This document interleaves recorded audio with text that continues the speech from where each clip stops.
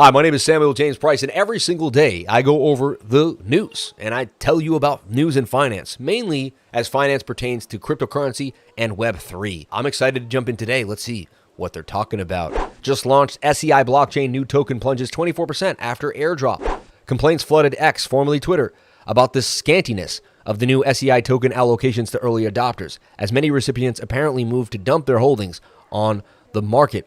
That's a disappointment relative to some traders who had the bet that the SEC value might approach $500 million. The SEI Foundation, which coordinated the airdrop, posted on X early Thursday that it had tripled the number of eligible wallets for the cross-bridge airdrop to 1.5 million from 500,000 on blockchains including Ethereum, Polygon, Arbitrum, and Solana. The expansion was due to fervent demand. One user reported on X that you should focus on increasing the allocation to your own users, including those who helped you test for months on the testnet, and that the project should later think of other chains. So people were a little upset that the people that were loyal got dumped on because the people that were on the other chains didn't care as much about the coin as the people that were on the chain to begin with. So it kind of was but it got more people to know about them. So all they cared about was their marketing. They didn't really care about their base. You could look at it that way, right? Am I the only one thinking that? I don't know. Tether discontinues USDT support on Bitcoin Kusama and Bitcoin Cash. Tether is discontinuing USDT support for Kusama, Bitcoin Cash, SLP, and Omni Bitcoin implementations. The company said it remains committed to the Bitcoin ecosystem with a focus on RGB protocol for future growth.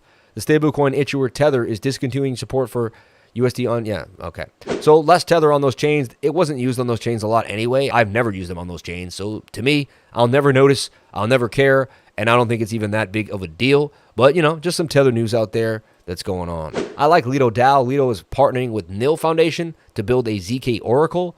They're one of the leading in liquid staking. So you want to see that they're continuing to implement new tech. That means they're probably going to continue to stay the leader in liquid staking. So Liquid Finance and the NIL Foundation are collaborating to develop a ZK Oracle with a Lido developer grant. The project aims to create a trust-minimized Oracle system to validate asset accounting and Lido's liquid stake protocol. Pretty interesting.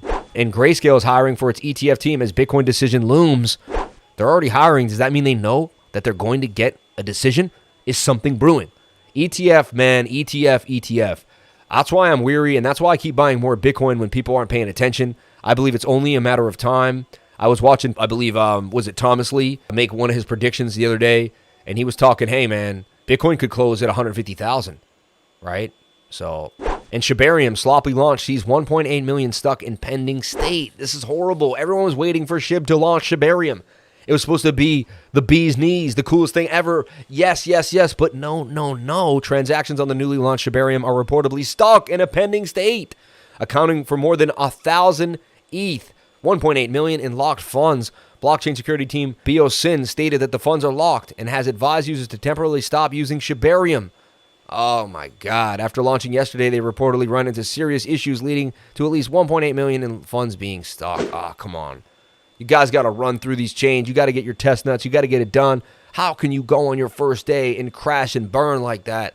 That's not good for the price of SHIB. That's not good for Shibarium. And they were waiting for this for like months and months and months and months. That's like having a wedding and falling right into the cake before you even start the wedding. That's insane. Anyway, that's not good for crypto as a whole. Like, every one of us should put our best foot forward and make crypto look the best. But with that being said, I'm sorry to end on that note. But that is the news. I go live every single day, 10 a.m. to 12 p.m., Monday through Friday, Saturday and Sunday nights at 8 p.m., and these cool little updates on the weekend mornings. I can't wait to see you at my next live stream or one of my next deep dive uncover videos. I'll see you there.